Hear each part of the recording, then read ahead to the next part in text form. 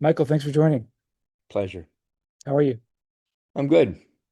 We met recently through Cordy Ryman via Art Cake. Yeah. You've been curating some shows there, just knockout shows. Thank you. The first show of yours I saw, I believe, was the Frank Stella, Judy Pfaff, Al Held, and Elizabeth Murray show. Correct. And that was just a brilliant show. And I was stunned walking in there. It's just the highest quality show you could see. And here it is right in Sunset Park. Yeah, and that's kind of it's been interesting for me to try to follow up that. I can't. So, I have to do something different because that show took, 2 or 3 years and a lot of help from other people and a lot of generosity from other people. It was I've never done anything like that before. But it, came from I had been invited up here to Tivoli at Judy Pfaff's compound. And it's supposed to be a kind of a temporary thing, but I never left. And the more I got to know Judy, the more I realized this, was an incredible artist who, as well as she's been known, not perhaps uh, so interested in getting herself out there as making the work. And certainly she said plenty of stuff, but the more I learned, the more I was blown away by her. I mean, I was fortunate enough to grow up around, when I was young, people like Elaine de Kooning and Edward Albee and George Siegel and, people at Janis and Knoedler. And, Judy's every bit as much of any of those. And then, we'd have dinners and became friends. And over wine, she would start to tell me stories about her relationship and friendship with Al Held, who was her mentor and her earliest champion. And then her relation with Elizabeth Murray and Frank Stella, which wasn't personal as much. And Fong Bui does this thing at the Brooklyn Rail Co. Singing in Unison, and he invited me to curate the show, so we started to work on it. And So this is the show that's up right now. yes, there's a whole different flavor on this one than that one. Different But show. yes, Yeah. he does. It's a great series that he does, and I've been fortunate to have him invite me twice to do it. And but this one, um, you know, the learning curve of finding those pieces and going through foundations, insurance, and was something that as a painter I never was involved with it anyway, and certainly not on that level. But the outcome of the show was that um, Judy and Elizabeth um, showed that they were every bit as strong, as important to the conversation of 20th century art as Frank and Al were. And that was something that I knew, but I wanted to make more evident. And when they were in the rooms together, you could just see it. I mean, you might like one more than the other, but there was certainly no one that was deeper in their practice or more important than anyone else.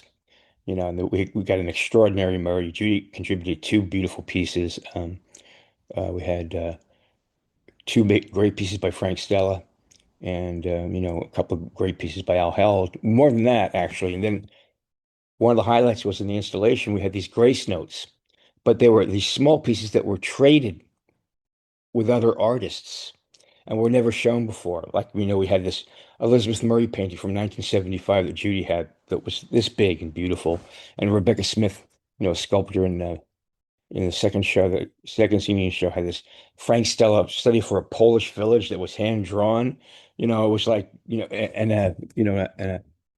another Elizabeth Murray drawing that she had. So it was great to see the big and the small. And, it was an overwhelming show. And, it's something I'll remember the rest of my life and that, has, real meaning to me.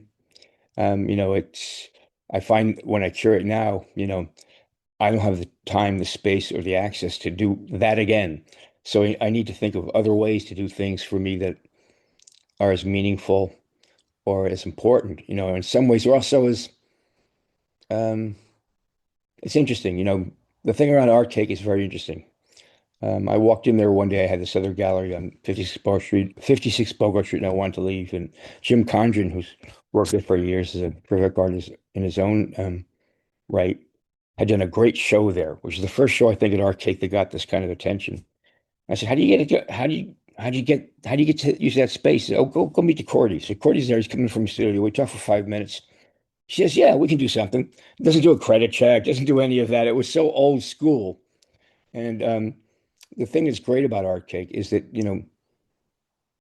Cordy does believe in helping other artists. He does believe in in creating this energy and community around him, which I think he's done. And I think that I'm glad to be part of this thing that is happening there. And to keep on his trust in me. He had no reason to trust me, but he's been he is one of the more impressive artists I've met, that of his age, and the way he handles his work, the way he handles his legacy, the way he handles the space. It's great. And we become friends now. Like we had business to talk about the other day, but before we could do that, we had to go over the Knicks. We text during the Knicks game, and it's a great chapter at this point in my life to have this kind of opportunity. So I try to do the best I can. Sometimes I make mistakes, sometimes I don't, but I'm really trying to do it the same way I make my work, the very best I can, give it the most that I can, and to try to do something that's good. Cordy is just an awesome dude. We need more Cordys in the world, and we Oh, need without more a doubt. people doing that and giving opportunities to these projects. We briefly spoke about how the gallery model is come under some scrutiny lately, and there's a lot of issues with it, and there are some serious problems happening right now. And I think people are looking into alternatives. Roberta Smith talked about how it's not fair to demonize galleries, and I think she's right there. They've done a lot of good for the arts through the years, but people are looking for different models. And the way that Corey has this residency space and this huge space that he's making available for shows like yours, which aren't necessarily shows that are economically incentivized. No, But no, no, they're quite the opposite of that. But, you know, and it is it is easy to look at the gallery model and blame it or demonize it. But it's no different than the way our society is now, what we value the most, money, marketing, all of these things. They're just an extension of it. And I think that is changing because of the way that our culture is changing and the world is changing. Now, one of the things that's different about the model that Cordy does was there's a lot of small, great little pop-up things going on. People, artists taking things into their own hands. And that's happened before. That happened in Soho with 112 Green Street and 55 Mercer, where artist galleries, Canada, Wallace Whitney, who's a terrific painter and also one of the hearts and souls of Canada, said that after 9/11, he was told no one will ever go below Houston Street to open a gallery go. I guess, so where's he go? He goes to Tribeca. These things, they create opportunities. And but to demonize the upper part of that model, when it's a byproduct of who we are as a society, is isolating something in a way that doesn't take the whole picture in. But the difference about Cordy's space, it's a Kunsthalle. There's like artists don't get to show work in a space like that or take risks like that unless they're at one of the superstores in Chelsea. So as a curator, the ability to create a space where it's not commercial and where artists can take risks and do what they want is is what's exciting about it for me. There's an aspect of it now that is integrated into the school, and that's a different aspect of it. But certainly the show we did with Judy and Frank and Alan and Elizabeth was, it's like, what was this museum show doing in Sunset Park? it blew me away. I was shocked. I think there's a lot of optimism there, especially in light of we talked briefly about the New York Times article that came out a couple of days ago about the gallery model not Right. working. There was the Josh Klein piece called New York Real Estate and the Ruin of American Art. If the recent article in the Times is right, we're in a very deep depression in the art world, the likes of which haven't been seen since the housing crisis and COVID. So it's really encouraging that there are spaces like Art Cake that can support experimental art or can support. Well, artists will survive. And the upper level of that, um, the money that goes into that will change and support other things unless there's something really. I mean, I was doing this for years. The art market, it's just it's so exclusionatory, it's so slick, it's all about money. And I would say, yeah, that's true, but the only way it's going to correct itself is probably with something that's going to be so horribly socially that it may not be worth doing that. And we're on that question right now. Because and it's the same question we face in America now. Like there's no middle class. We don't take care of the poor. We don't take care of health insurance for people. We don't do any of that. So it's not it's a mirror. It's not the disease. Now, artists have always made work and they'll figure it out. They'll be suffering. And I don't mean to be um insensitive about that, but I mean to be more inspiring about that. We'll make work. And eventually something will happen and there'll be other opportunities that come from that. I mean, Susan Rothenberg, Neil Jenny all showed at 112 Green Street. I mean, that was a giant, co-op gallery in Soho. And the floors were bad, all of that. And this does not mean at all to minimize the pain and suffering that so many of us feel right now with the inability to create um, adequate studios, a way to make a living without working two or three jobs. Like, I have young assistants, and I don't know how they do it. They don't make big paintings, I'll tell you that. And that they're driven by digital expressions and other ways of doing it. Where, back in the day, you get a huge studio and you have no overhead and you have the chance to do things. So that's the part I think is the hardest, you But know. they find a way. Yeah, I think so. Let's start with your early life and your life as an artist. You grew up in New York, is that right? I grew up Um, in Sheepshead Bay from 6 to 16.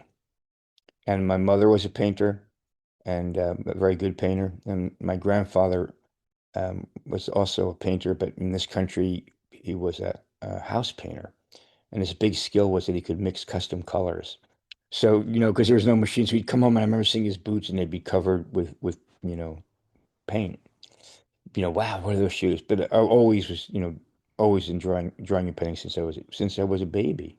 And so, that was in my blood. And we had no money, but there was opera in the house, and my mother, they taking me to museums, and there was my mother was, we draw together. So I was always, yeah. I mean, I wasn't a good enough athlete. I wanted to be, the center fielder for the Yankees, but that wasn't going to happen. So I went the other direction. so it's in your DNA. Always has been. I mean, I tell the story. My mom would we had the crib in my mother's father's bedroom. They'd come in the bedroom, and I would take the poop out of my diaper and be smearing it on the walls and singing. But I'm still basically doing the same thing.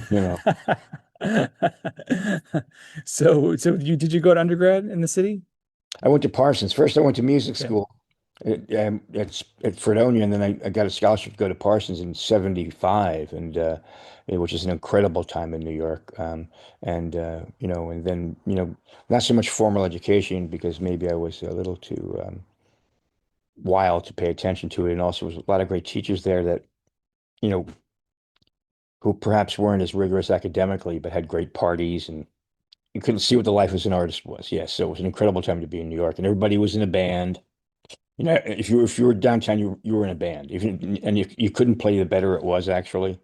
And everybody was making stuff. It was there's Iggy says New York was horrible. It was dirty. It was dangerous. It was foul, but it was fucking great. 1970s, you're in a band, Right. you're an artist, the overhead's pretty low, you're living the life, right? I don't know. I didn't think I was living the life, but it certainly, in retrospect, it was nice. I mean, I had 4,000 square feet on Bond Street for $900 a month. It's amazing. And then I had a roommate that took like paid 600, and so I had like $300 a month for 3,000 square feet, and I could just go to work in the morning, paint all day and paint all night, and then make music. So it was pretty. That was pretty good. You started showing at Sidney Janis in the early 80s. 1980, 1981, and it was there was a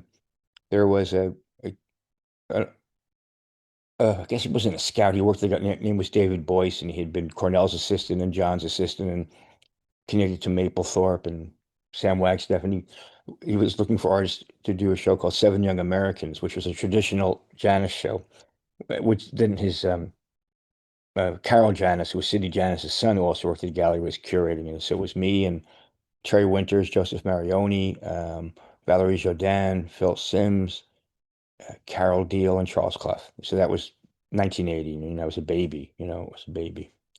But and then I had my first show there the year after, which was quite something. And I was way too young, and it was based on these symbol paintings that were done with encaustic and were crosses and swastikas and Jewish stars. And at that point, it was sort of like Carol thought of me like as this kind of urban folk punk painter, and it was a very successful show. And I got to the symbols because I was painting with encaustic, which I loved because it was immediate. I saw it in a course at Parsons, and it had the same kind of immediacy that I had when I was on stage, playing, that music. And it was dangerous and it was fast, and I could be very physical with it.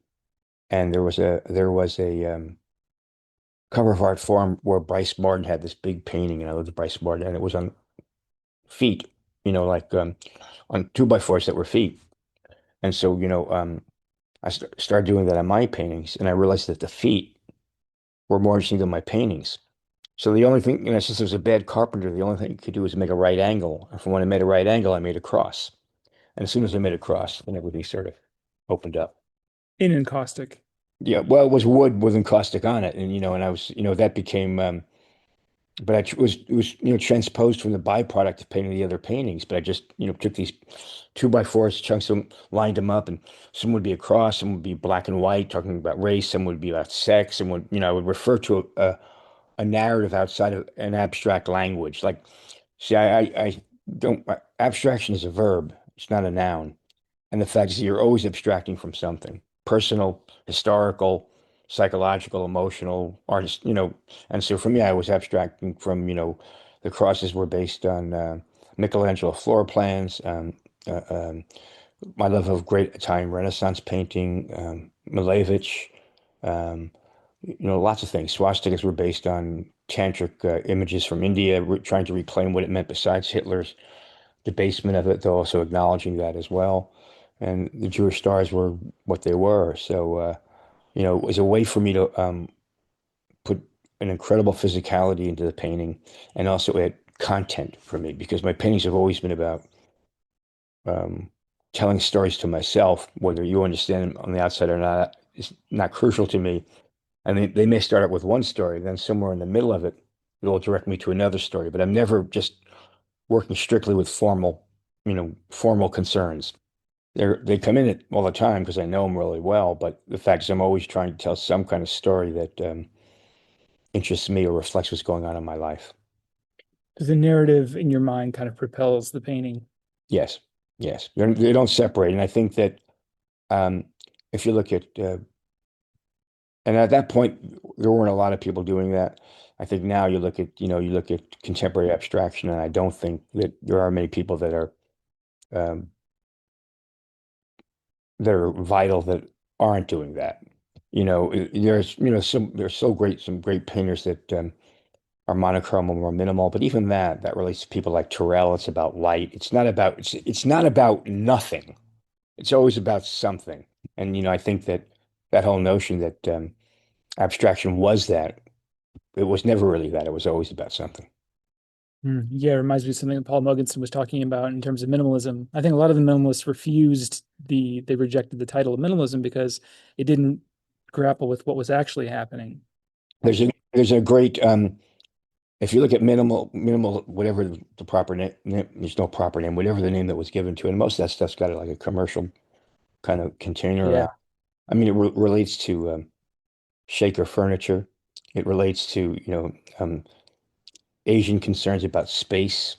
It relates to artists about, light, what the light in the painting and the process of how it is made has got a light of itself. And, people like Turrell, I mean, Terrell was working for a professor in California who wanted him to do a show, who was doing research on Rothko. So Terrell went to get to see a Rothko and he wasn't that crazy about it. But then Terrell had to assemble a slideshow. So he assembled a slideshow. And then when he held up the slides and the light came through it, duh, that was Terrell. You know, it's not, we're not magicians or shamans. We're more like fishermen. And it's like, it's those kind of incredible ideas come from the more commonplace things, not from us trying to think of incredible ideas. So the art is really learning how to see those things. I think it's I think it's I think it's being able to identify who you are, what you're most interested in, and by whatever, in school we have very strange we have a wide range of inspiring quotes, and one of them is by Malcolm X, by any means necessary. So it's a Malcolm X school of painting, by any means necessary. It doesn't make a difference where you draw it from, where you pull things from, and how you do it. It's what, gets you so excited that have to figure out something for yourself that relates to yourself. I don't think anything else matters besides that, really. That's it. I'm glad we're talking about this because I wanted to ask you about the subject of inspiration. People that I can think of that embody the two separate poles. One is Agnes Martin, who said that inspiration is the beginning, the middle, and the end. And the other one is Chuck Close, who said inspiration is for amateurs. All of us say a lot of stupid shit sometimes, but Yeah, Agnes Martin was schizophrenic, and those lines are just a way of locating herself, finding a peace and locating herself. Rothko was the first cousin of Eastern European Jews, which leads to manic depression.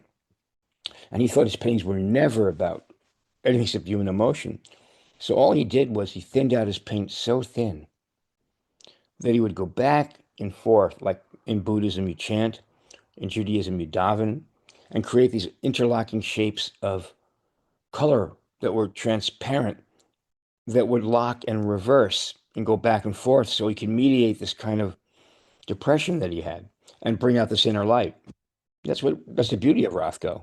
And that's why we still care about Rothko. That's why Rothko still moves us. so really it's about finding something essential in yourself and some way to express that. Or what is Yes, it?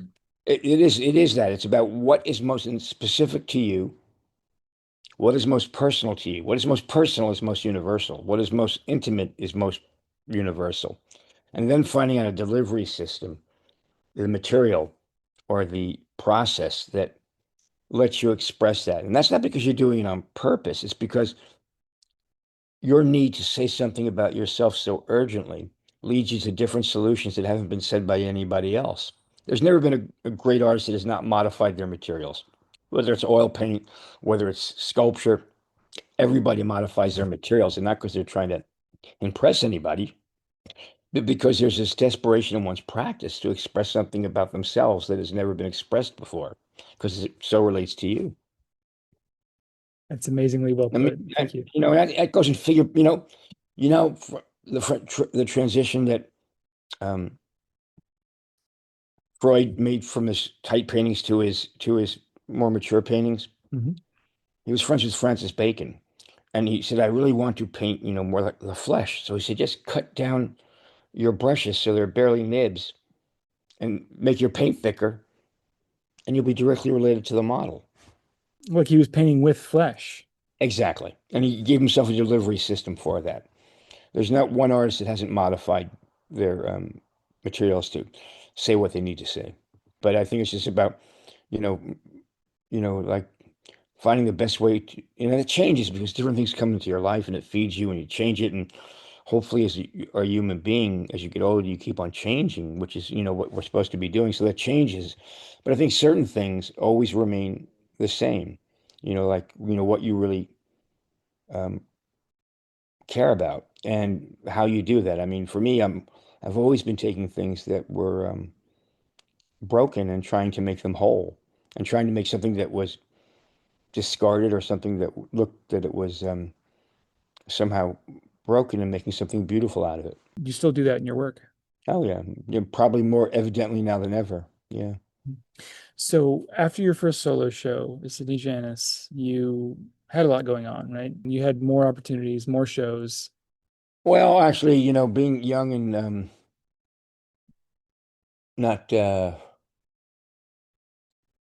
not really being able to handle what was going on, I left Janus for a middle level gallery because I I really didn't know how successful the show was at Janus, and I, needed more money to paint. So I thought, or to do whatever else I was doing besides paint. So I stayed at that gallery for a couple of years, and that gallery closed. And then Knoedler picked me up. So I had gone from like to Janus to this in between to Knoedler by the time I was 30. I was in two blue chip galleries when I wasn't blue chip. Like that was, like Knoedler I was showing with, Stella and Motherwell and Diebenkorn and Hodgkin and Frankenthaler and like what am I doing there? I mean, I thought I was pretty good, but I wasn't that wasn't necessarily the necessarily makes sense. I painted there for a long time, and I'm grateful for it.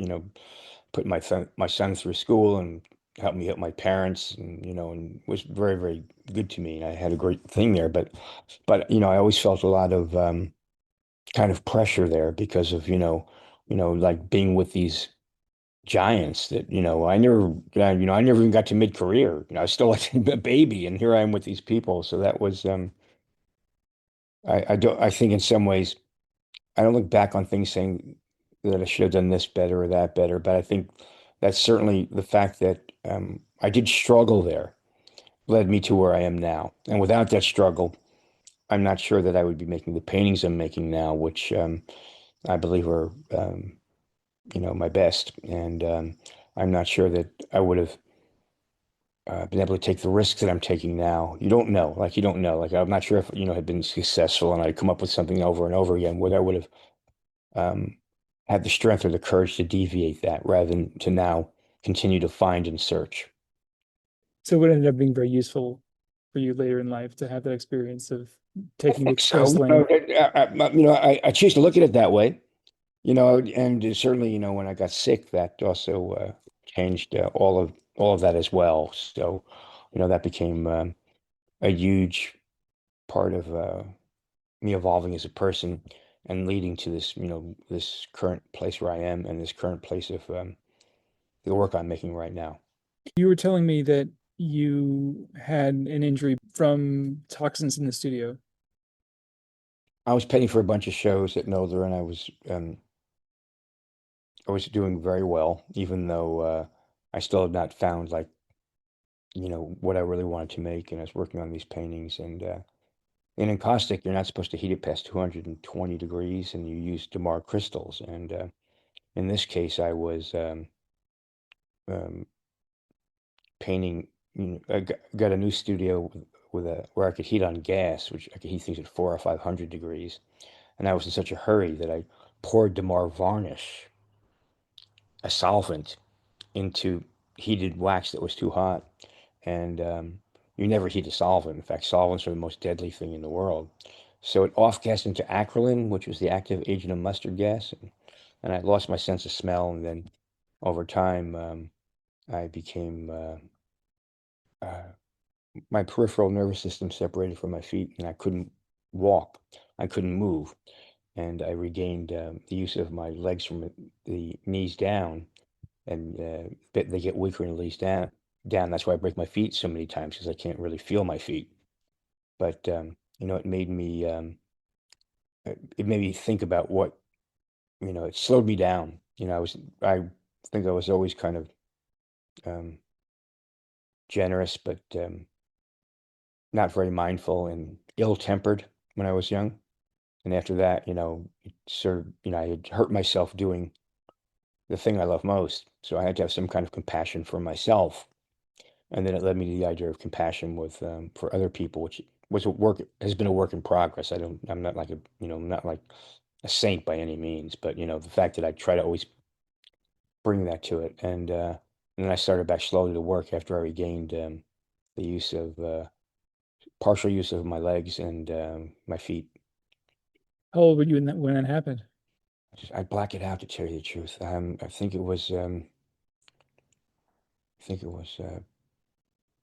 think I was like 40 or 42, something like that. I don't even remember the year.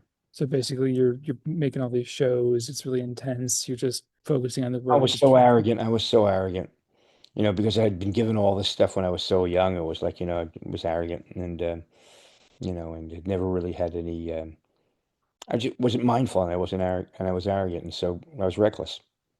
Mm. I thought I was kind of a Superman. Well, you have such a brightness now and you're Thank such a joy to talk to. So whatever you've been doing. thank you. Appreciate that. Now I look at like, every penny is my last. And, I never thought about penning that before. In the bands I played with, 7 out of the 11 guys I knew died. So, I'm aware of, my mortality. And, luckily I have a lot of, changing my energy for whatever reasons has brought a lot of really good people around me to help me with my paintings or, the people people like Judy and Cordy and my assistant, Daniel John Gadd, who's a great artist themselves. And just seems to be like because the energy you put out somehow attracts other people to you. So, I'm grateful for all the things that I have right now, and Mm. which I never knew I would have again. But now they're much more real and grounded. Amazing. And you're still making these paintings, you never stop painting. No, and no, and there were really good ones along the way as well. Just that, I'm, there were always some terrific paintings, but there were some paintings that weren't as terrific. Now we make these paintings, and they're these mirror paintings, and they weigh a couple hundred pounds. It's like making a small independent movie. It's not like, oh, I'm going down to the studio today and clean my brushes, and but and they're something, and I know it, and they're a fact. I think what we were talking about before about painting who you are, meaning if you, at some point, you make yourself a fact. These are a fact. Love them, hate them, whatever you think, but they're a fact. And I think people feel that. People feel how much you put into something. People feel whether this took risks. People feel whether, like, wow, what am I looking at here? And so, like, I know that I do know with all modesty and that since the mirror paintings, which I've been working on now for almost 5 years, it's the longest I've ever worked on one body of work. I do know that, you know, I, I do know what they are. I'll leave it like that. Did you happen to have one of those in a show at Art Cake? I did the big white one, the big that Wallace Whitney curated. Beautiful. Yeah, yeah. So you know what I'm talking about. It was, yeah, that is what it is. I really look forward to seeing your studio and to seeing you getting to know your process a little more because I think it's just really inspiring. Regardless of who you are, everybody can, I think, comes to this kind of understanding of what they want to make and why they want to make things. Like you think about like surface, right? Oh, when you see a thick surface, it feels like it's more felt. But if you look at a Milton Resnick or a Myron Stout, Myron Stout's got just as much surface as Milton Resnick because it's sanded so, with so many times to come to that. It's just an evidence of conviction to the process to figure something out, whatever Mm. it is. By process, I don't mean, like doesn't have to even show quickly the evidence of process. There are great conceptual artists that, who put as much time into thinking about their work as they do making it. You think of a great artist like Wolfgang Laub, who would go to the forests and collect like, 200 pounds of bee pollen for like months and then do an installation of a yellow square of bee pollen in a gallery floor that was all white. And he would do that in a day or two. But the whole thing took him a long time in a different way. And it shows that, you can't, I don't think you can lie in a piece of art. I think, depending on, what you put in, that's what you get out. Yeah, I think it has to do with right with conscious energy being embedded into this object or whatever it is. Exactly. It's about vibration. I mean, I give you the example of, I would teach you a Vermeer figure painting next to a Richter figure painting. Now, a Richter figure painting is great, but he gets there in like 4 moves. Vermeer gets there like in 60 moves.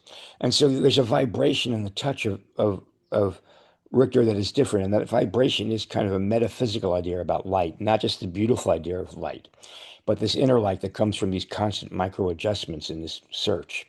And look, if I could make a painting like a Richter candle, I would die and be a happy man. I mean, those are amazing paintings. I'm not putting down Richter, but Vermeer, I think I think he's embedded more in the process. Yeah, Leave it like yeah, that. definitely. And it's not compared to Vermeer. I mean, Vermeer, Caravaggio, Goya, Velasquez. I mean, those are great white sharks and Bengal tigers. It's like, Oh yeah, they're yeah. beyond like any kind of like, you might like one better than the other, but what difference does it make?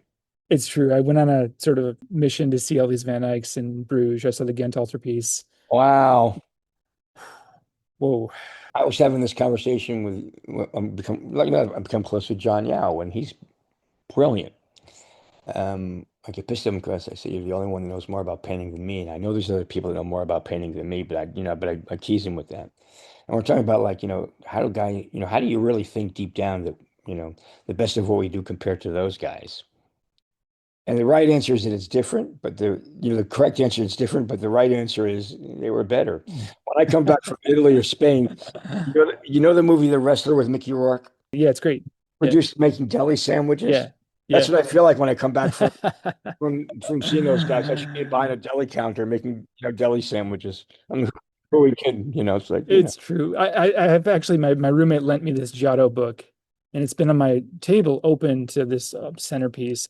I've been feeling simultaneously inferior but also inspired. I don't know. You shouldn't feel inferior. You should just feel like, you're um, seeing a path that you love, and you're competing with people that did this for like since they were 6 years old, and you just if you're inspired by it, you'll figure something through it. You can't worry about that. My mother, the painter, was like she was also like like a kind of she would say stuff that like we also use like other philosophers like Yogi Berra from the Yankees. If you see a fork in the road, you take it. And my mother would say to me, Mikey, you do the best you can do, and that's all you can do. So that's really, if you do your best, that's you can't feel inferior. That's right. That's good. That's right. And we're living in a different world. It's a different. Uh, like I don't know how. Okay, the one thing that I didn't want to seem insensitive to when we talked about this um, collapsing of the art world or whatever was I don't know how painters paint in New York right now. I don't know how they do it. I don't know how they get a studio. I don't know how they afford their paint. And I know Cordy's trying to make that easier. But still, I don't know how young painters, I think it's true. According to Josh Klein's article, they have either generational wealth or they work three jobs and they don't paint. right, They don't work. I think a lot of people that you wouldn't suspect, and I'm not saying that's necessarily a bad thing. A lot of people that you respect throughout history have been very fortunate and have been lucky to have a lot of advantages. I don't think a lot of the painters that we're talking about now would have been able to make their paintings if they didn't have opportunities. They got apprenticeships or they had came from a wealthy family, whatever it is. historically, 70% of all painters going back to we came from wealth. It's much harder to do this without wealth or without a partner who helps or without some kind of support system. Yeah, you got to get lucky. I've been very lucky because I have a live workspace that I've had for the past 10 years. And Nice. I think I feel so, it's a little garden out back and it's enough space to make big paintings. And I still have to work, of course, but I've been lucky there too. I have a job that lets me paint a good amount of the time. I got this stuff, years and years ago. So, and now if you move to the city now as a young painter, a young artist, I think it would be more difficult than even 5, 10 years ago. Oh, without a doubt, without a doubt. But that also depends on, there was a whole program theoretically where all the abandoned office space would be turned into low cost housing and studios for artists. I don't know what, LMCC.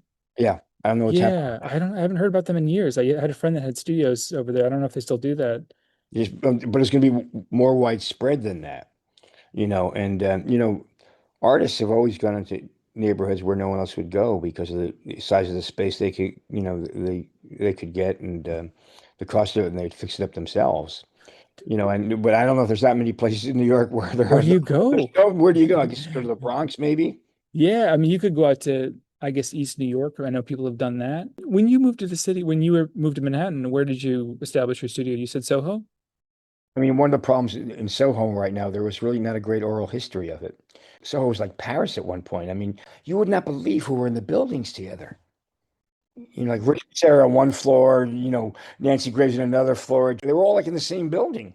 Everybody's stealing from each other's work. Everybody, well, look what that one's doing. Look what this one's doing. All that shit. They're all getting drunk and hanging out and having affairs. I mean, that's what it was. So we're talking like 70s, 80s. Mostly mid 70s, by the 80s, it kind of shifted a little bit, but certainly from the inception, which was like 73 to 81 or 83, for that 10 years. And it started even after that, with the filmmakers, Jonas Mekas, people like that, in the 60s. I mean, it just grew. And it was like Paris. Amazing. And you were a part of that.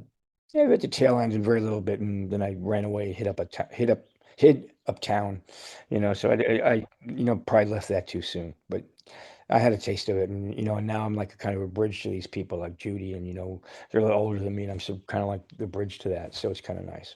I had my studio on Bond Street. It was Broadway and like Second Street. It was it's Basquiat had a block over. It was NoHo. It was called NoHo. NoHo. Okay. Yeah. And it was 4,000 square feet for $900 a month. And I would go in the morning. I'd get up and I'd water plants. I killed all the plants. They fired me. I'm for a plant company. Then I'd come back and paint all day and all night and play in bands. And that's otherwise it wouldn't have happened that way. I mean, Elaine did say to me one of the keys to success is to be able to keep your overhead low, live below your means, and have a part-time gig. Unfortunately, none of that I followed after I had my first success. But certainly that was the formula. In your case, it seems like you had a different experience than most. You had this Yeah. incredible show when you were in your 20s. You were the youngest artist ever to get a Guggenheim Fellowship. Yeah. No, it was distorted. Let's put it like that. You I know, think I think anyone would have trouble with that.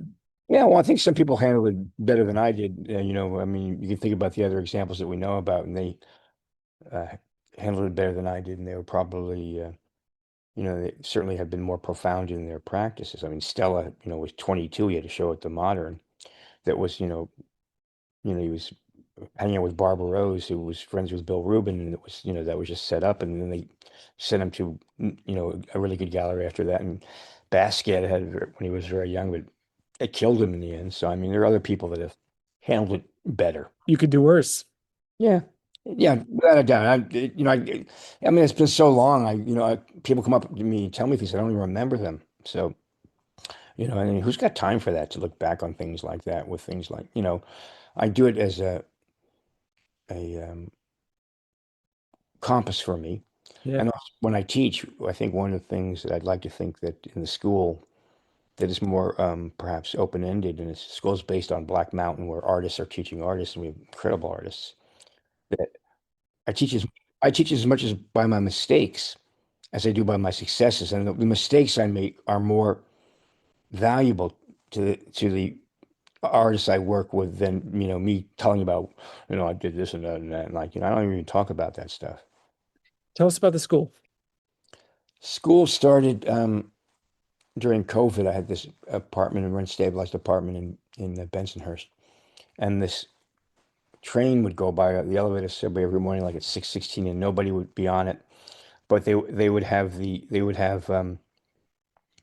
same announcement, every morning, like a ghost train. And we will be, something like the service will be interrupted and slower, and like that. So and that's when Facebook was a thing. So I started doing these prompts on Facebook, like saying, "I hate the color yellow." Have you ever made a good yellow painting? And then people would show me their yellow paintings, and it formed this kind of energy around it to the point where we were getting over like 1,000 likes, 1,000 contributions a day, which is more than Facebook could handle. So we kind of broke Facebook in that way. And then it splintered off into these uh, salons or groups that we'd meet online together, like four or five, six of them. And then it became bigger and bigger and bigger. And then, it was that way through COVID. And then, I realized that it couldn't just be me. So I would bring in like these great guest teachers to teach, start to coalesce and form in these kind of, um, groups. And then I turned it into a school. which became more formalized, like, and then after COVID, we continued and continued to build it and change and change and change. It was all online. And now we'll be doing some collaboration with Artcake, bringing some of the programming to Artcake as well in bricks and mortar. But, it was just, and, it's, in some ways, it's been incredible for me in many ways. One way is because of my lack of mobility, it connects me up to a community, helps me build a community. Another way is that, I get to learn the things I'm saying. Are they true? Are they not true? Like sometimes I'm like, oh my God, what the fuck did I just say? Blah, blah, blah, blah, blah. Makes me check myself. And then the artists that, I teach with are incredible. So, it's served all of those functions. It's also been, I don't take it lightly. The support that I get from the school allows me to make these paintings that when things are good, I can sell them. And when things aren't, I can't sell them and they cost a fortune to do. My paintings, you know, they're they're projects. I mean, each one of them costs $10,000, $20,000 to make. And, with no guarantees of selling them, which is, which I have had good fortune to sell most of them, I do sell most of them. But, so they're all interconnected. The school, the gallery, my own practice, I all see them as very related. I don't see like one, ultimately, like I'm a painter. Would I be doing any of this if I just did my painting? I think I would probably do less of it. I know that I would still curate shows. I know that I would still want to teach a certain amount of artists. In fact, now I teach less artists because we're bringing in other people that are so good to teach that the school now is becoming, beyond just what happened with me from my bedroom when the train would go by in the morning and I would Zoom with people, so it's grown into that. And, I think that it's very meaningful to me, the school. It's a wonderful way of sharing your expertise, your knowledge, your experience, and Yeah. connecting with a broader community. It's still online, Yeah. and you're looking into doing some things at Artcake, perhaps, or maybe an actual place upstate, perhaps. Uh, like right now, I think that we will be rolling out soon the collaboration between us and Art Cake. It's experimental, but I think we'll be taking over a couple of spaces upstairs for classrooms, and then we will be running some things downstairs during our shows when the space is empty. So we're still figuring that out, but we do want to like we do want to have artists have one-on-one time or in-person time with them and the crits like that. I mean, we're talking about right now in September, it's not definitely to do an open call to anybody in Brooklyn. You want to come up, put a painting up. Put a painting up in Art Cake. Open That's call, great. open call, I open love that. call. As a way of, again, energizing things. And I think there needs to be more inclusivity, Yes. more sense of togetherness. I think that's also the beautiful thing about New York is that it still feels like a very local place in that way. You can still meet people on the street. You can still go to openings, and you and I connected just through being here. That's why everybody went so crazy over the Knicks because it epitomized all that. Yeah. That was just not another basketball team winning a championship. That was something that was different, and all the stories behind each of the individual players being all different. It was, and the way it put the city together. And I was talking to Daniel, who, and Astrid, who were both incredible football fans, soccer fans, and so the kind of celebration that we saw was what happens when a team wins a World Cup. Like if it's in Italy, the whole community comes together. So this was like New York. This was really about New York and the different players and the parts. And so that for a week or so made everybody like, high and friendly and, greeting people each other in the street and saying hi. And it won't last, but it certainly was a beautiful moment for a while. It was a beautiful moment. You see what's possible. Actually, I want to just briefly mention the Yuval Noah Harari discussion we had yesterday about nationalism being a positive thing in a certain light. Basically, he was saying that it does not require hate, it does require love. So in that case, like that's a good point, like case in point in the Oh, this Knicks. conversation we had about nationalism, right? Yeah, But yeah, the part about it, it's also like religion. yeah, Religion in itself is great. I mean, whatever gets you, when religion is inclusive and not exclusive, when religion elevates people to thinking about, higher values, it's great. But once it gets co-opted by a government, Trouble. yeah, and it's Yeah. same thing Yeah. with national pride. It's the same thing. Yeah. Yeah. I think these teams are microcosms of that. But I think that this shows that you can love the Knicks, but not hate their opponent. You hate him a little bit. Like But the whole thing with it's not Wemby. required to be a Knicks fan. It only requires love. It doesn't require Well, any hate. the karma with Wemby, right? You know Wembenyama. No. Well, he's a 7'5", 22-year-old savant. I mean, they've never seen anything like him. They call him the alien. He's got a reach and he can shoot from the outside. And and he's 22 and he's probably the most talented player that's ever played. And he's great. But lately he's been getting very, very dirty mainly because he was probably getting hit so much he had to defend himself. So in the next game to last, he knocks down Jalen Brunson to the floor and he doesn't get a call for it. At that point, he became the villain. Now, Wemby is a 90% free throw shooter. I mean, he's for a big man, which is insane.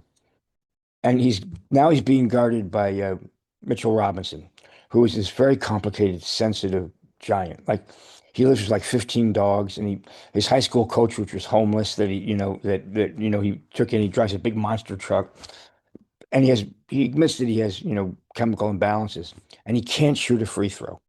They have a thing called hack-a-mitch where they put him on the line in person, and the fans are still sweet to him, and the team embraces, but he can't shoot a free throw. And so he's guarding Wemby, and Wemby's going, I'm in your head. I'm in your head. So Wemby's a Spurs player. Yeah, he's a giant. Yeah, got you. And when they hit Brunson so hard. So Robinson looks at him, just knocks him to the floor. One, because he had fucked with Brunson, and two, because he's not going to take that shit. I don't care who you are. So Robinson can't shoot free throws, and Wemby can't miss him. At the end of the game, Robinson's got to hit Wemby's got to hit two free throws to win the game. He misses both of them, which he never misses. So it was the karma, the curse of Mitchell Robinson that got back into his head. Maybe that's not true, but who cares? It's a But great story. it could have also been the collective energy of the Knicks fans just Oh, willing him not to, it right? was, it was. But it was, I've come to believe in things that, like when I was a kid, that I would dismiss as, oh, that's just signs. It's just a coincidence. Now, if it's valuable, so what? I'll use it. There's no saying it's not, so you might as well go with it. It's a matter of faith. That's a big word. I mean, I think you have to have that when you in anything, I think you have to have a certain degree of faith. in painting. Yeah, because Yeah. what the hell are we trying to do? Who are we to say we have something to say about who we are and what we believe in? Well, we all do. That's inherent. But to have faith in that, and also I think about dreams a lot. Like I dreamed the mirrors. That's when I went to them. John's dreamed the flags. Paul McCartney dreamed the melody for yesterday. They mean something. And I think that if one is not dreaming or believing in dreams or trusting them, you're not really fully awake. You're just going through life. So when you get these dreams, whatever they are, if they come to you or if you have the um, audacity to dream and to think that something might be of real value, then you go for that. And so I do believe that. I think it's really um, crucial as an artist or probably anybody to not lose faith, to do whatever you can to do to fuel that faith and put yourself in that position where that faith and that possibility is sacred, and you can take care of it with the people around you, in the environment that you put yourself with, you know, um, I think that's crucial. By any means necessary, right? Also, we talk about George Clinton, the parliamentary funkadelics, which when I have a student that maybe is a little too tight, he says, free your ass and your mind will follow. So things like that. Yogi Berra, when you see a fork in the road, take it. Or de Kooning, who was also like Yoda. He would say things that were very, very profound, but he would not. He thought of himself as a fisherman every day. He'd go out and fish, and if he hit a fishable spot, he'd stay there. If not, he'd move on until he found another fishable spot. Have you read the David Lynch book, Catching the Big Fish? No. It talks about ideas as fish, like you're Uh, fishing. Well, no, I'm not, there's the river runs through it, which is beautiful. That movie was really good. But I tell stories about, Judy tells great stories. Like when she was doing Prince of Tandem Press, David Lynch was there, and he was taking like animals and bats and like crushing them in the press as part of the prints. So Judy lived on a thing called the Roundabout here in Hudson, and there were a bunch of bats there, and they would die, and then she would freeze dry them. And she was best friends with, I think, uh, close friend with Lynch's wife at that point. So she mailed him all these freeze dried bats. He didn't do anything with them, but I say if you if you want to be a great artist, you have to be in a position to mail David Lynch freeze dried bats. Yeah, I was gonna say that there's a certain level you get to where that's possible. Well, but she didn't even know him. But I mean, just the audacity to do that or to think that, and to know someone once removed that you could actually get them to him. That's Yeah, great. I want to circle back a little bit about it. You're talking about investing all this money into your paintings, to your work. I don't know if you call them paintings necessarily, but your they're paintings because I think whatever. of Yeah. myself as a painter. Yes. I really like that you go all the way. And for the show, everything that I've seen you do has been maximal effort. I don't think that came out of altruistic reasons. I think that because of my physicality when I used to work, or my physicality when I would do anything, I'm always looking for a moment where I am so, I don't know, I guess I don't think of them as extreme, but I guess they're extreme. So extreme that I am transformed in the process. And in that state of transformation or commitment, you become part of something bigger than yourself. And then for me, that becomes an equivalent to a secular spirituality. And the truth is that I do believe that great creativity, whether it's music or writing or painting or poetry or any of it, even great scientists, which I think are the only people fucking smarter than artists, um, is a form of secular spirituality. And I want to feel that. That's where I find, like I yearn for that. And when I don't come to that moment,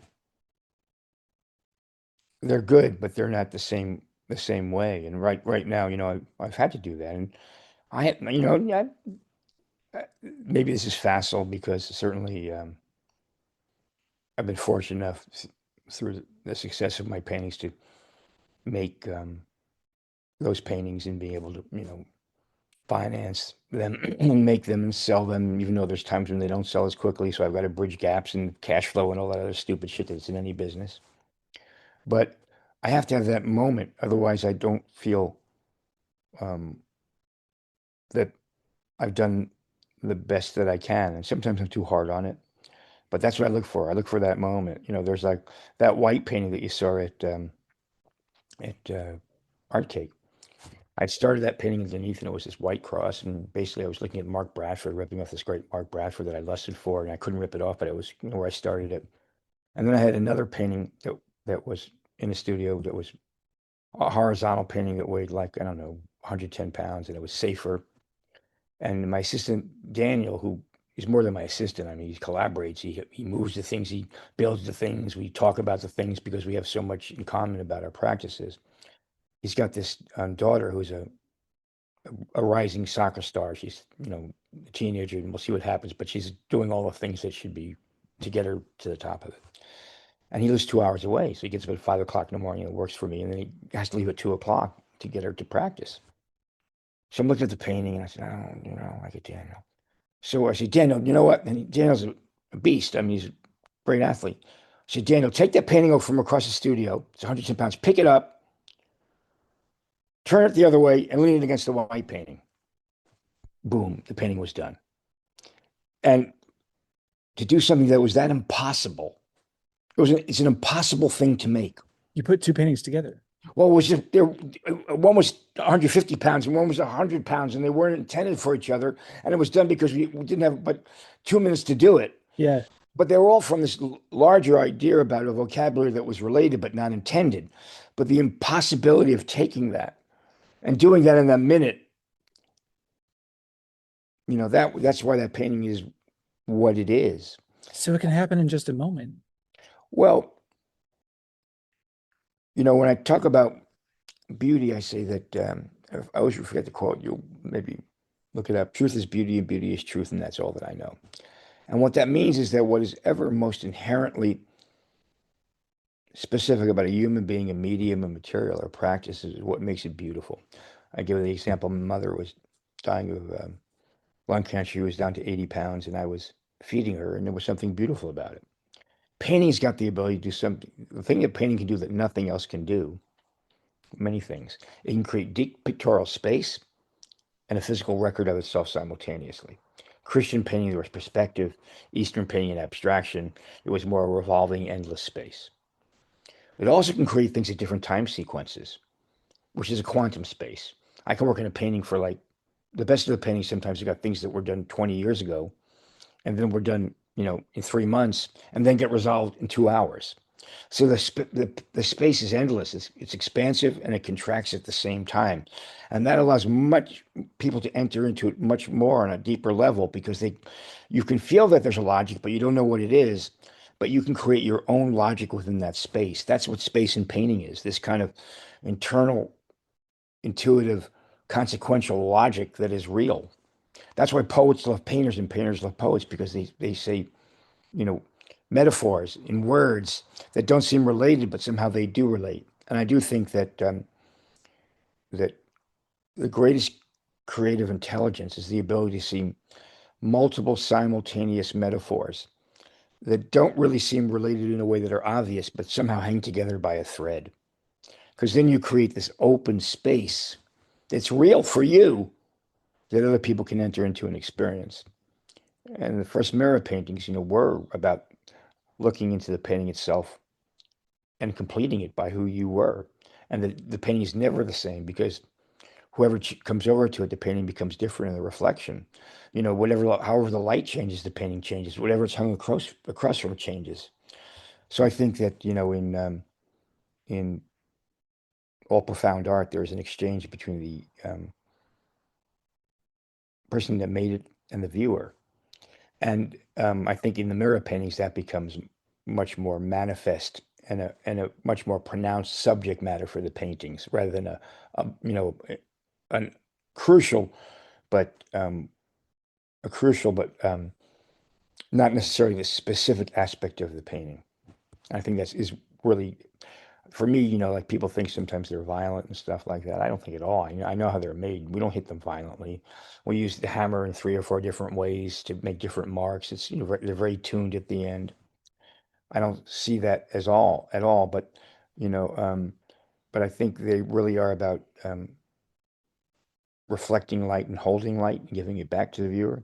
And then, there are always stories. I'm always telling different stories with them, that I start with, whether you know them or not, to start the composition, and then they just become what they become.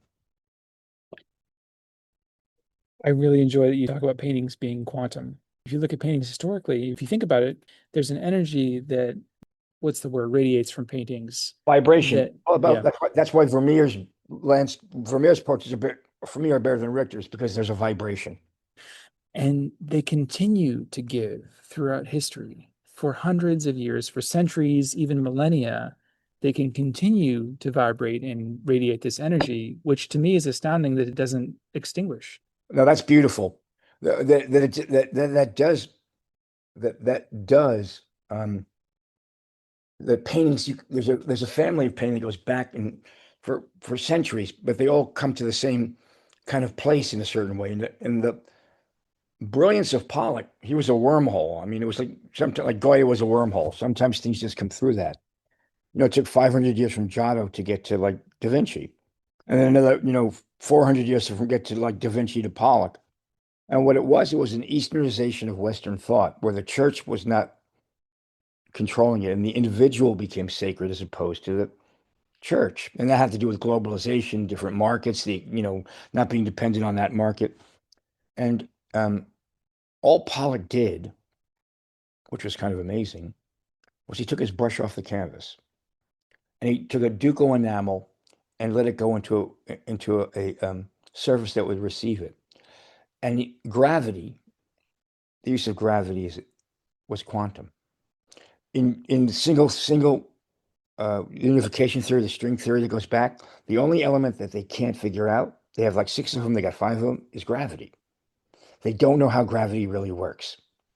And so Pollock somehow intuited this like a shaman, that this notion of gravity would draw, and this space, and this control and this release simultaneously.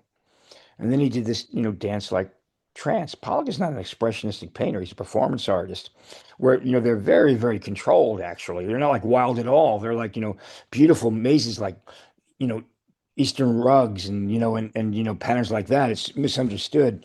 And that, had to do with marketing and everything else. And I understand that. But, I worked at Janis and I got to move before my first show, Mondrian's. I got to hold Mondrian's. And those were so tortured and so much more expressionistic than Pollock, because they were like, that's why they're cracking. We go back and forth and fighting with it till he got exactly what he saw. Where Pollock was just this, it was this dance, it was this beauty. But he did make manifest the idea of quantum mechanics in painting.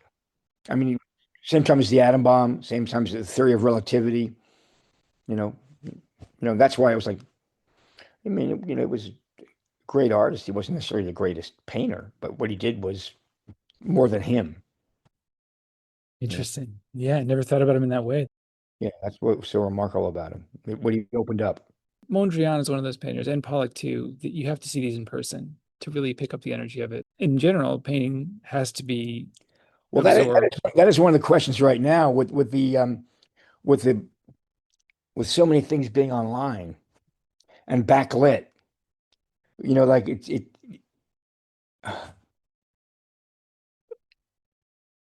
I don't know what I don't and I don't know what that means. And that goes forward to questions like AI and stuff like that. I don't know how we interpret things sometimes because of those things. I mean, the question is, do androids dream of electric sheep?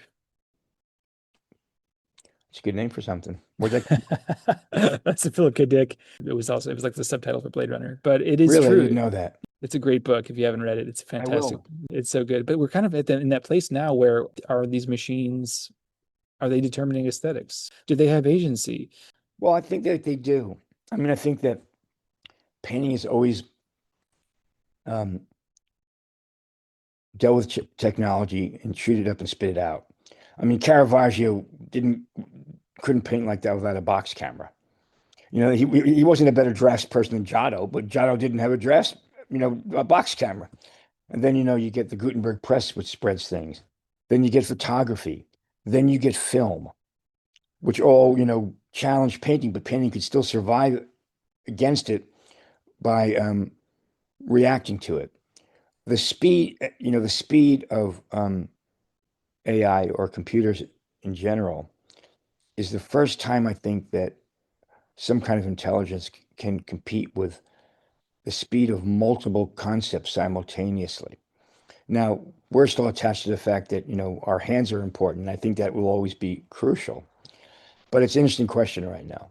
To think that it's not going to make some great shit is wrong. I recently spoke with the artist Tony Oursler about AI and what role it might play, and how he was telling me that most of the artists he talks to about this are utterly opposed to it and think it's garbage, but he'll use it a bit and he's interested in it, and I am too. And I think I don't think it is bullshit. You got to look at it, right? If you look at, I don't, I say stupid shit like I say, I don't believe in composition. I know all about composition, but when I say a composition is a byproduct of intentionality taught by those without intentionality. Like if you're on a desert island and you make a big circle that says "Save me" and you put two torches up and light it at night, it's going to be a pretty good piece of work. And but composition was always formed like Renaissance paintings are all based on an X. Two diagonals that cross that allow you to get to the edge of the painting and put the energy out. That's not that far away from, it is that far away, but that's the same kind of you're talking about technology. We've been utilizing technology for forever in various ways, and the ones that are even subconscious, we just absorb this technology and use it. Right. So composition, formal ideas, things like that. And I like that you say you're against composition as a byproduct. Anything can be a product. I mentioned to another artist friend something about subtlety, and they said, "Oh, subtlety, that's just a product." You can dial yourself back. Um, but but I think that I think the word that we're talking about is authenticity. Now, can AI be a form of authenticity? That's really the question. It's about what makes something authentic. Like people are always worried about being contemporary. What I think is more crucial is now how does one some authentic? And I think there will always be a desire for something that's handmade. But you go back to the question of like why so many of those older painters seem so much um, deeper than contemporary painting because everybody was trying to be a painter. There were, uh, Kurosawa would have been a painter. Scorsese would have been a painter. All these movie directors would have been a painter, and they were all trying to. All the energy was on painting. There weren't other forms where people could express themselves. And then, there was the money came from one place to make things, and it all led to this kind of, you know, uh, evolution of things that were there was so much energy behind it. That's what happened. Now the question is, you know, will that will this evidence of human touch, um, even if it's once removed, be as crucial? Like, you know, I thought about before because part of what when I first started to get all this press, there was a lot of talk about me playing in punk bands. You know, I don't listen to punk anymore. I still find myself elevated more by music than I do by painting. But I can, I have to be in front of a painting to really be elevated by, and it's got to be a great painting. It can't be a very good painting. But I still listen to Bowie and U2 and Radiohead, and when I want to change my mood, or Joni Mitchell, or the best of Prince, and now I've started to listen to classical music. Beethoven, Mozart. It's like that's the thing that changes my mood and elevates me more than looking at a painting on a screen. There was a redoing of Amadeus by Mozart on Stars TV, and they played a version of Requiem right after his son died and it was like, holy fuck. Like, you don't know how a human being could do that. The same way when you look at Michelangelo's Pieta, how does a human being do that? You know, um, you know the Beatles song Day in the Life? Hmm. It's probably their best song. That last chord where it goes on forever, you don't know if it's whether he died or that he was about to die. There was a precedent for it in classical music. I don't want to mix up his name, where it was the longest chord, and it was when somebody died. And so there's like, yeah, I mean, that's music has the ability to transform in a way that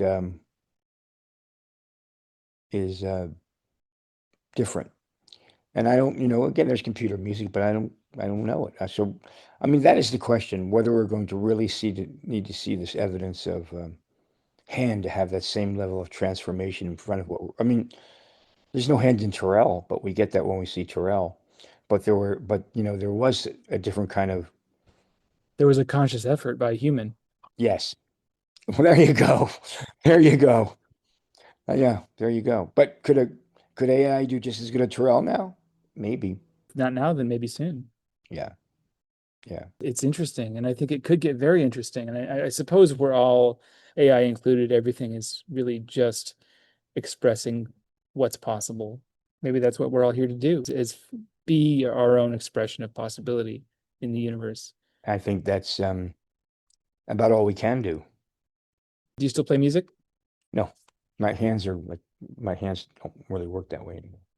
The gallery that you showed at after Janus, you showed at a lower, like mid-tier gallery, and then went to the gallery that Stella was showing at, Knoedler for about 25 Knoedler. years. And then I had a satellite gallery in Atlanta, which would sell everything that I would do. And I kind of like just, so after I got sick and and they do, they would do shows with me every year and I would sell all those paintings and let me keep the thing going. But I isolated myself from New York and then I came back to New York. My son said, "Hey, there's this cool thing in Bushwick. You should come." And so I started Life on Mars, which led me back there. And and then started that, and then I started back to painting, and then, recently the exhibiting in New York is, something that's happening and will be happening a lot this year. But it's funny. I had this foundation come over, and we were looking at paintings, and they're building something here, and somebody else saying to me, "These paintings are amazing. Shouldn't they be in the modern or something like that? Don't you feel bad that people can't see them?" And I said to him, "Well, they're right where they're supposed to be right now." And I do want to show, but it doesn't mean the same things to me now.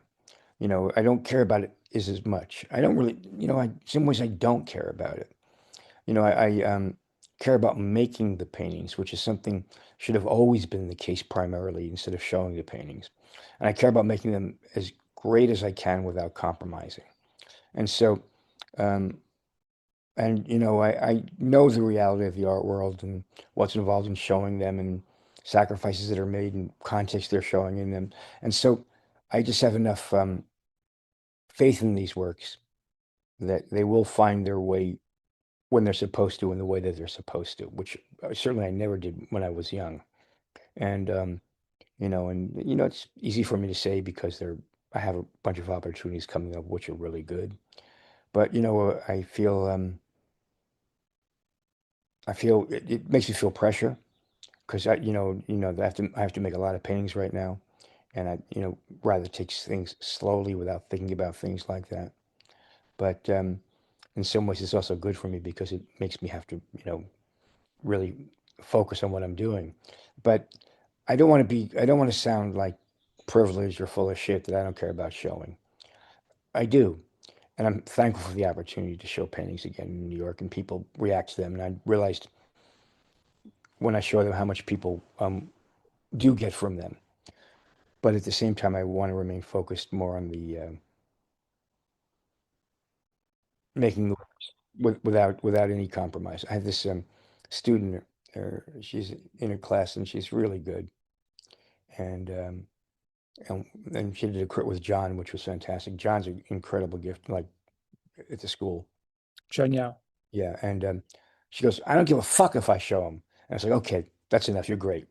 I don't need to know any more about you." Like she said that, and she needs to show her work. But like, it was such a, so many people come and they're looking from validations for showing, and I accept that. If I hadn't shown so much, then maybe I would be more desperate than they are. I have shown a lot, so okay, I get it. I know what that means.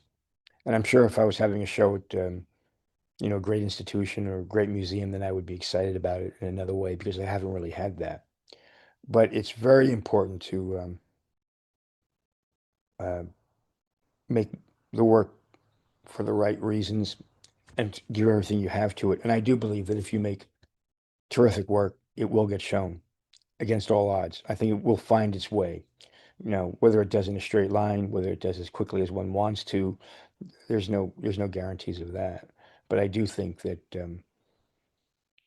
work that is profound finds places for people to come see it and people want to see it. I do believe that. That's true. I think people need to hear more of that. And also, you have nothing to lose.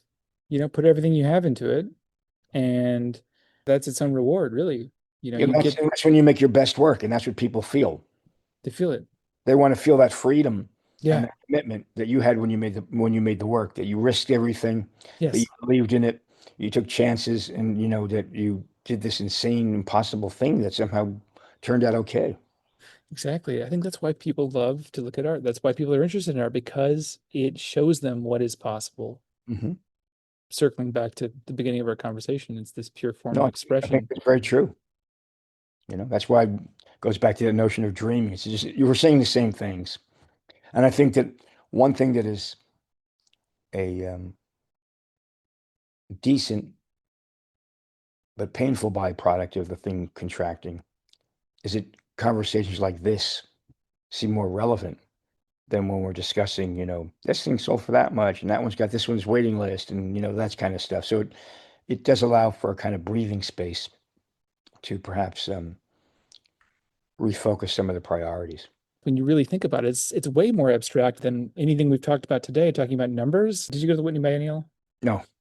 There's one piece, a video piece, where they talked about this. It was, I can't remember the artist. It was about Sanhattan. It's an area in Santiago, Chile, which Mhm. is was sort of built. It was like a Pinochet thing, I believe. Like so weird, slightly dubious project that was supposed to be modeled after Manhattan a little bit. But anyway, it was sort of an art, beautiful video about this place, and they talked about how it came to be and all the systems in place that made this possible.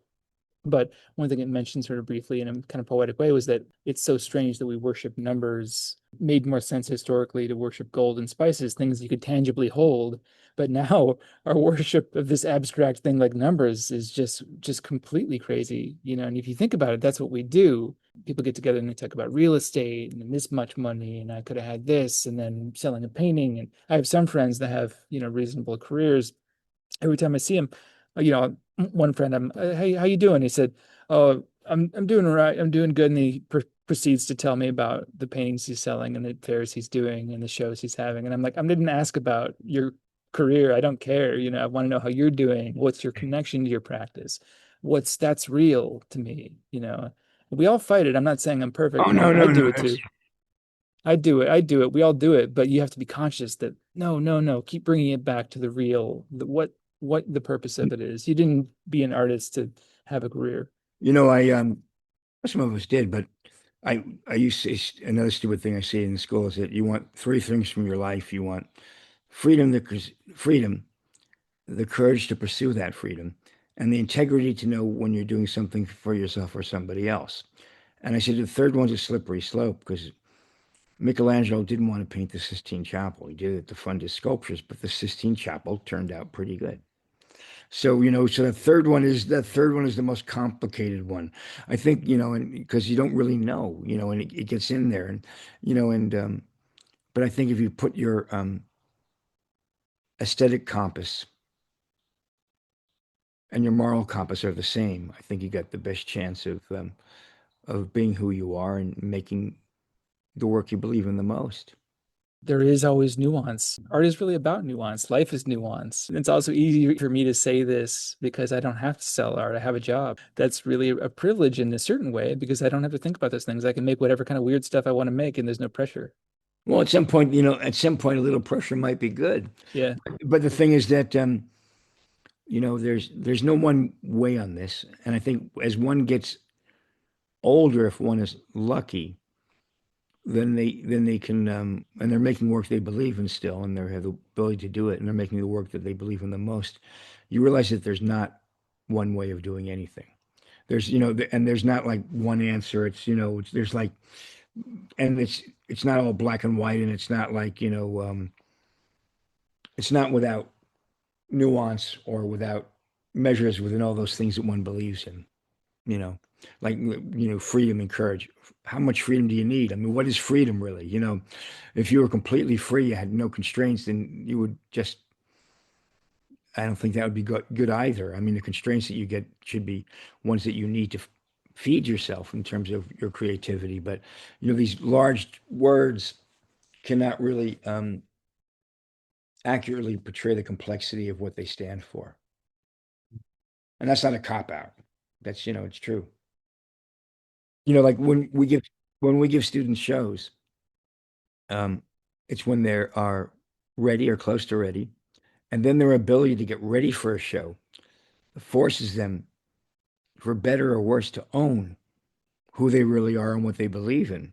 Now, you don't want to lose the options of forcing a creativity or an exploration that's going on organically. But there is, and in some ways it can be premature, but in other ways, it makes one take responsibility in an accelerated way for what you really believe in.